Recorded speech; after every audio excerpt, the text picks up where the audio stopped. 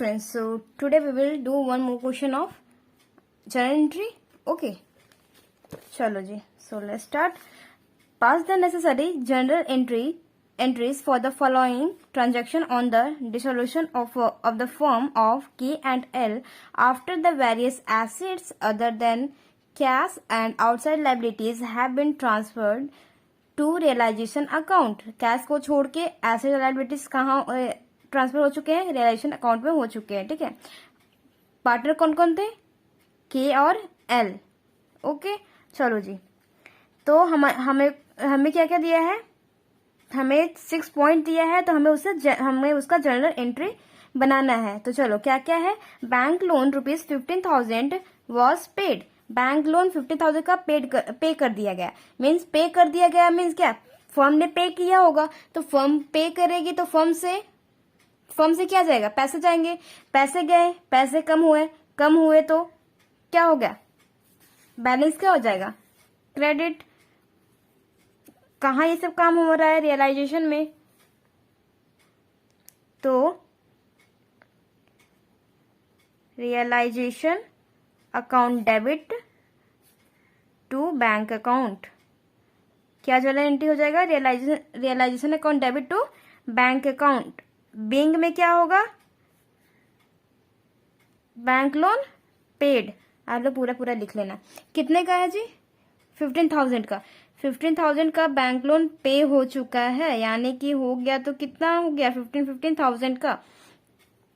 तो देखो, समझ में आ गया ये वाला एंट्री क्यों हुआ? बैंक पैसे फर्म से जा रही है, पैसे पे करेगा, लोन पे करेगा, तो पैसे तो जाएंगे ही जाएंगे. पैसे जाएंगे तो उसका बैलेंस क्रेडिट हो जाएगा, और जो बचेगा वो रियलाइजेशन होगा, डेबिट में होगा रियलाइजेशन. ओके, चलो सेकंड क्या है? Stock worth ₹20,000 was taken over by a partner L. L के द्वारा टेक ओवर कर लिया गया. क्या? स्टॉक क्या है? एसेट है. एसेट है हमारा, तो स्टॉक को टेक ओवर कर लिया. कौन कर लिया? एल कर लिया. तो एल कर लिया तो फर्म उसको फ्री में तो देगी नहीं. माना कि एल ले लिया एसेट स्टॉक को, तो उसको फ्री में तो देगी नहीं. उससे पैसे लेगी तो उसके पास उसका कैपिटल अकाउंट है, उसके कैपिटल अकाउंट से निकाल लेगी. तो कैपिटल अकाउंट निकालेगी तो बैलेंस क्या हो जाएगा? डेबिट होगा, क्योंकि उसका बैलेंस कम हो जाएगा. कैपिटल कम होता है तो डेबिट बैलेंस होता है. तो उसके कैपिटल अकाउंट को डेबिट करेगी. तो क्या होगा? L's capital account to realization accounts. L's capital account debit to realization account. ठीक है, समझ गए क्यों हुआ ये एंट्री? ऐसा क्यों बना? और बिंग में क्या लिखेगा? Being assets stock taken over by L लिया है ना. L being stock taken over by L. कितने का था? कितने का था? यस, 20,000 का. 20,000. तो अमाउंट इसमें डाल दो. 20,000 का एल टेक ओवर कर लिया है, तो फर्म तो फ्री में देगी नहीं, उसके कैपिटल से निकाल लेगी. उसका कैपिटल निकालेगी तो उसका कैपिटल कम हो जाएगा. कैपिटल कम होगा तो उसका बैलेंस क्या हो जाएगा? डेबिट हो जाएगा. ठीक, चलो थर्ड में क्या है?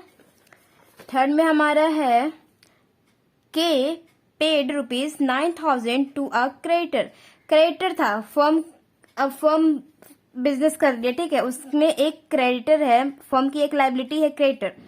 9,000 का क्रेडिटर है जो कि के ने पे कर दिया, यानी कि कोई पार्टनर पे कर दिया.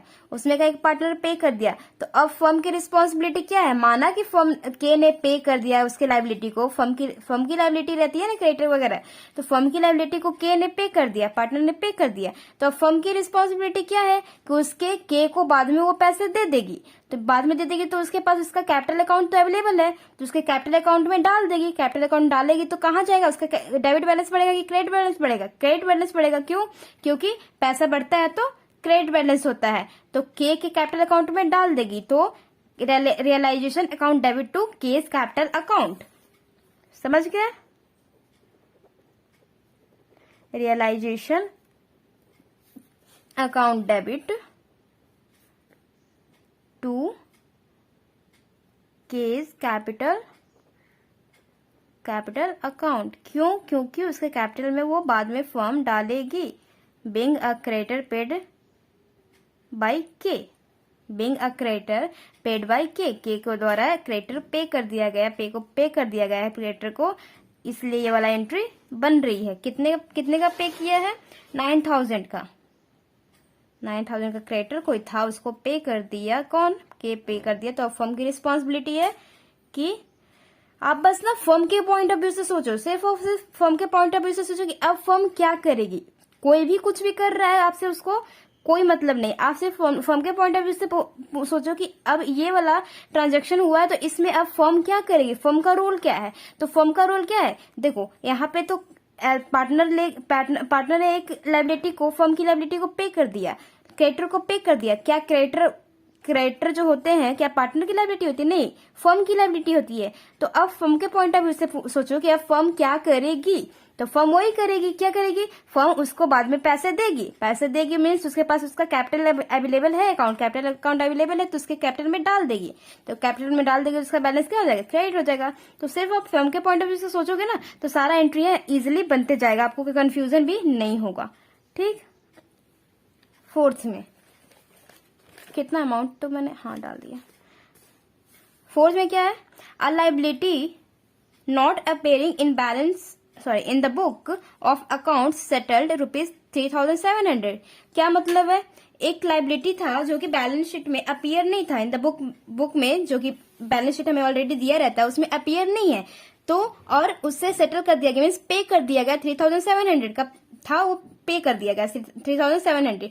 तो वो अगर नहीं अपीयर है तो उससे कोई मतलब नहीं है, हमें लाइबिलिटी पे करना रहता है, रिकॉर्ड रहे चाहे नहीं रहे, हमें पे करना रहता है। ठीक है जी। तो लाइबिलिटी क्योंकि एक हमारे लिए फर्म के लिए लाइबिलिटी है, तो किसी भी हालत में वो बुक में रहे नहीं है तो भी अगर पे क्रेडिटर है मीन्स लाइबिलिटी है तो उसे पे करना पड़ेगा। ओके जी। तो इससे कोई फर्क नहीं पड़ेगा कि कोई एंट्री से अलग हो जाएगी। ठीक है, अगर रिकॉर्डेड रहता तो भी वही एंट्री बनती है, नहीं रिकॉर्डेड है तभी वही एंट्री बनेगी। ठीक है, तो लाइबिलिटी पे कर दिया तो कैसे पे करेगा? कैश में ही तो पे करेगा, तो कैश में पे करेगी फर्म। तो कैश में पे करेगी फर्म, तो फर्म के हाथ से क्या जाएगा? कैश जाएगा। तो कैश जाएगा तो कैश कहाँ होता है? कैश कम हो रहा है, तो कैश कम हो रहा है तो क्या आएगा?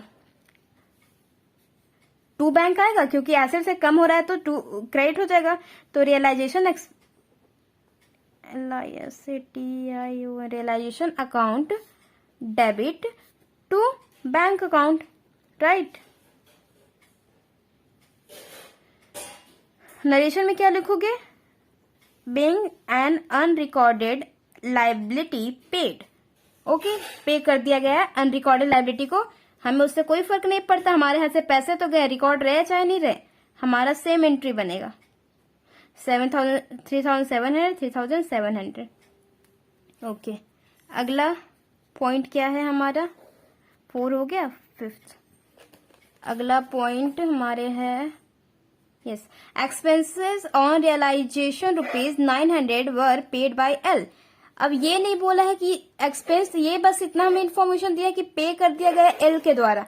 एल ने पे कर दिया, 900 का रियलाइजेशन एक्सपेंस हुआ, मीन्स बेचने उचने में जो भी खर्चे बने बैठे तो 900 का खर्चा हुआ जो कि एल ने पे कर दिया। ये नहीं बोला कि एक्सपेंस था किसका, मीन्स किसको पे करना था, ये तो नहीं बोला, बस बोला कि पे कर दिया एल, ये नहीं बोला कि पे किसको करना था।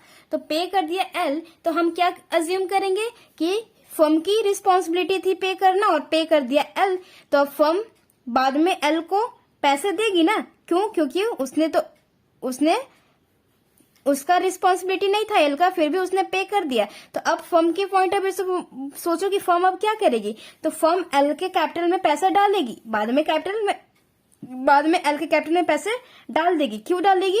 क्योंकि एज ए उधार, अभी तो फर्म के ऊपर एज ए उधार ही है तो है ना, क्योंकि 900 इसने पे कर दिए हैं तो उधार है, तो बाद में वो पे करेगी तो उसके कैपिटल अकाउंट में डालेगी, कैपिटल अकाउंट डालेगी तो क्रेडिट बैलेंस होगा। ठीक है, तो realization account debit to L's capital account.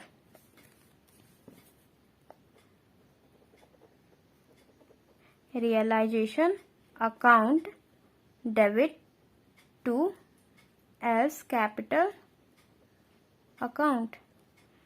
ठीक है, नरेशन में क्या लिखोगे? Being realization expenses paid by L नहीं पे किया है ना, हाँ एल पे किया है, कितने का 900, तो 900 अमाउंट डाल दो यहाँ पे। ठीक, लास्ट हमारा 6 में क्या है, profit on realisation ₹7,100 was distributed between K and L in 7:3 ratio. Means क्या है, प्रॉफिट हुआ, रियलाइजेशन बना लिया हम लोगों ने, रियलाइजेशन कर लिया, फिर सारा कुछ पेमेंट वगैरह करने के बाद, जितने लायबिलिटी थे सारे एसेट्स को बेचने के बाद, लायबिलिटी को पे करने के बाद हमारा प्रॉफिट बचा। प्रॉफिट कितना बचा, 7,100। तो 7,100 का प्रॉफिट बचा, तो हम इसको क्या करेंगे, पार्टनर्स में डिस्ट्रीब्यूट करेंगे। तो पार्टनर्स में डिस्ट्रीब्यूट करने के लिए बोला है, दो पार्टनर है के और एल है, और इसको उनका रेशियो क्या बोल दिया है कि 7:3 में बांट दो। तो 7,000, तो एंट्री पहले बना लो, क्योंकि ये क्रेडिट बैलेंस है, तो क्रेडिट बैलेंस है तो जनरल एंट्री क्या बोले थे, कल ही बताई थी ना कि क्रेडिट बैलेंस रहता है तो पार्टनर्स के कैपिटल अकाउंट को क्या करते हैं, क्रेडिट करते हैं। क्यों, क्योंकि प्रॉफिट हुआ है, तो प्रॉफिट का पैसा पार्टनर्स के कैपिटल अकाउंट में जाएगा, कैपिटल अकाउंट में जाएगा तो कैपिटल उन लोग का बढ़ेगा, कैपिटल बढ़ेगा तो बैलेंस क्या होता है, क्रेडिट होता है। इसीलिए कैपिटल अकाउंट को क्या करेंगे, क्रेडिट करेंगे। तो realization account debit to K's capital account to L's capital account. ठीक है, नरेशन में क्या लिख दोगे, being realization on profit transfer to partners capital account. Okay, being realization profit transfer to partners capital account कितना है, वर्किंग नोट में आप कर लो, वर्किंग नोट में कर लेना, शो करना है तो कितना है, 7,100 है, और 7:3 इन लोग का रेशियो है के और एल का, तो इसको पहले डिवाइड कर लो 10 से, है ना, तो 10 से डिवाइड करोगे इसको तो क्या आएगा जी, 710 को 10 से करोगे तो